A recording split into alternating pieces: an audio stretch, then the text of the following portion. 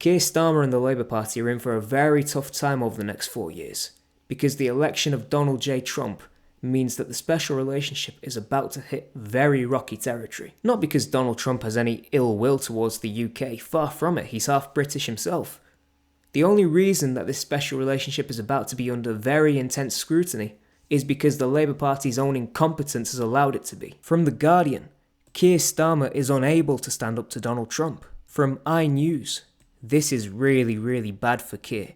Labour reeling from Trump shock. From The Telegraph, Trump's triumph is a disaster for Starmer and the self-regarding virtue-signalling elites.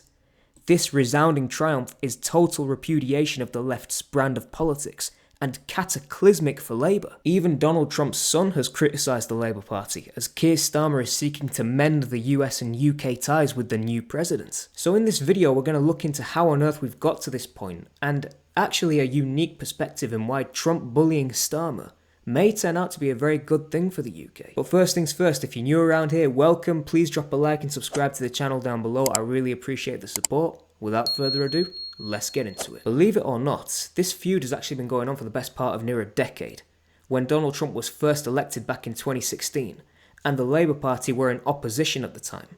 So the Labour Party wasn't responsible for industry, business, policies, international relations, that was all being managed by the Conservative Party. So the Conservatives were the ones that were having the relationship with the Trump administration. Labour were just on the sidelines at the time. And because they were on the sidelines, they may not have felt as responsible, accountable, or mature enough to actually seek to have good relations with the Trump administration despite being in opposition. Common sense would have told you that if you're supposedly a government in waiting, you would actually try and prove that you can govern and you can build relationships on the world stage. Because if you do take power, then those relations are going to need to be strong so you actually can strike up conversations regarding industry, policy, international warfare, any of that kind of stuff. But surprisingly, the Labour Party took an anti-Trump stance and decided not to have anything to do with him. And nobody criticised Donald Trump more than this man who is now our Foreign Secretary, the Right Honourable David Lamy. Oh yeah, Right Honourable, give me a break. And the reason I'm singling out this bloke to start with is because he's now in a senior position to build international relations. But some of the things he said on his Twitter page are some of the most heinous and vicious things I've seen. Regarding the Daily Mail story today, yes, if Trump comes to the UK, I will be out protesting on the streets. Protesting in the streets. What, we're not going to hold any constructive dialogue with the Americans while they come to visit the UK? So we're just going to completely ignore them and go and protest them, instead of proving that we can actually operate as a government in waiting? What? Deluded, dishonest, xenophobic, narcissistic, Donald Trump is no friend of Britain. He is not fit to hold public office, let alone worthy of our country's highest honours and a banquet with the Queen. Theresa May selling out the UK to a serial liar and a cheat. A liar and a coward. A man who wants to see Europe divided once again. Trump is not fit to lick the boots of our fallen soldiers. Now look, regardless of whatever you may think about Donald Trump, and I understand he can be a bit of a divisive and controversial character, how on earth can you, as a government in waiting, once protest and say all these vicious things about now the new President of the United States and expect to maintain good relationships with him? This is one of the reasons why I'm making this video, because it is ridiculous and the special relationship is going to be under intense pressure if these guys remain in the roles that they currently occupy. David Lamy's gone from saying all these vicious things about Trump to now wanting to hold hands with him and say, oh, no, we can work with Donald Trump. Because we are standing in solidarity with many Americans and communicating our huge disapproval with this president. I don't think any of us could have believed that a man full of such bile, such hatred, such evil would get his hands on what at its best is the beacon of freedom in the world. Have a listen to him now. Deluded, dishonest, xenophobic, narcissistic, Donald Trump is no friend of Britain. Have you changed your mind, or is that still your view? Here, Chris, I'm sitting here as Foreign Secretary.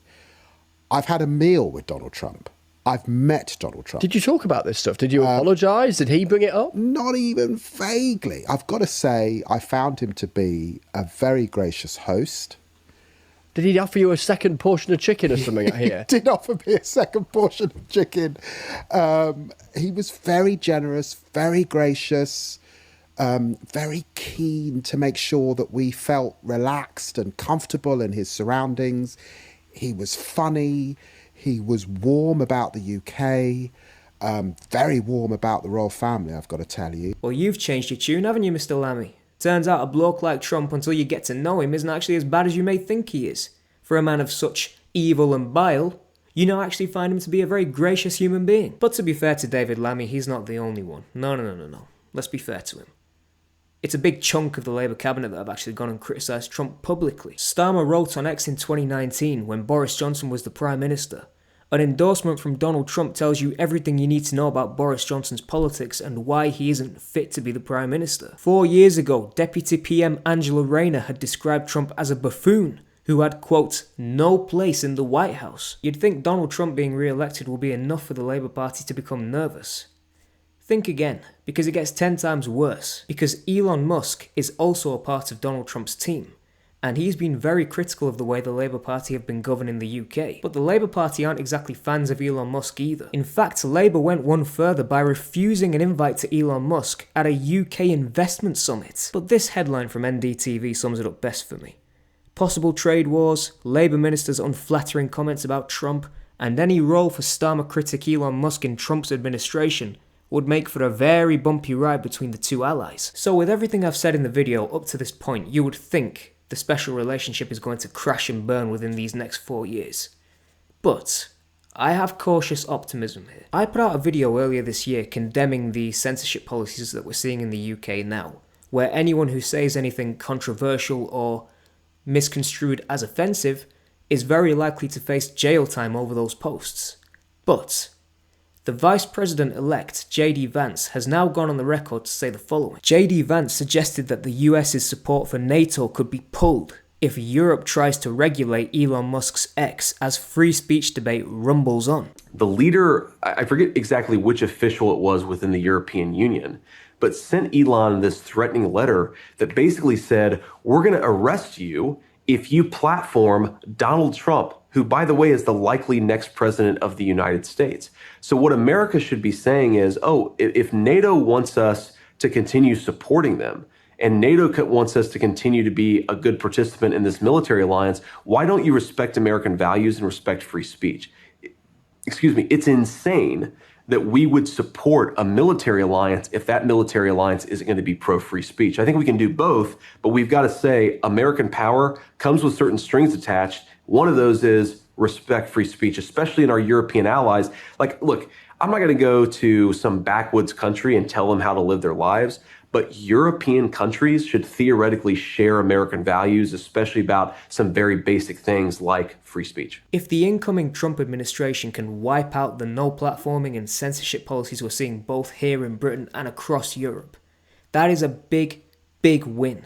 Because I've condemned the censorship policies because anyone can say anything which can be misconstrued as offensive in this day and age. People can retweet content where they don't actually understand the context behind it. And if they retweet it or reply to it, then lo and behold, they could be facing charges of jail time.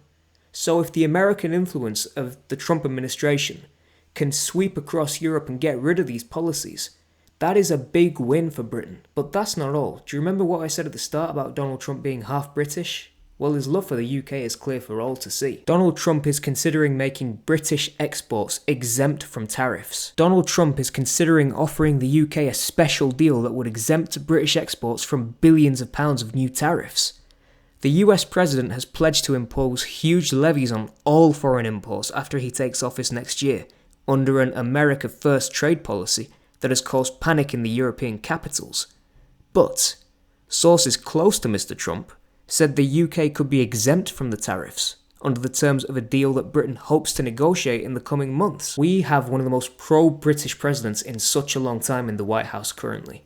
And if this Labour government can carve a way forward to work with the Trump administration and put what they've said in the past behind them, and actually grow up, mature, and get down to business like grown-ups, We have a real chance to make positive progress for both the UK and the US, but it's entirely dependent on which way this Labour Party chooses to go. But if they annoy Trump, if they get under his skin, then trust me, he will walk all over this UK government without a second thought, because he doesn't like weak people, he doesn't like critics, and if this Labour Party don't actually have the strength to work with or stand up to him, Trump will just bully him to oblivion, and we won't stand a chance. But it remains to be seen. Let's wait and see what happens. Thank you all for watching. Be sure to like and subscribe down below. Drop a comment, let me know. What do you think about Trump's return to the White House? What do you think of the way the Labour Party have conducted themselves in the past, with what they've said about Donald Trump when they were backbenchers, and what they will try and do now going forward to work with his administration come January? Stay safe, stay blessed, stay free. Have a drink on me. I'll see you all real soon. Take care.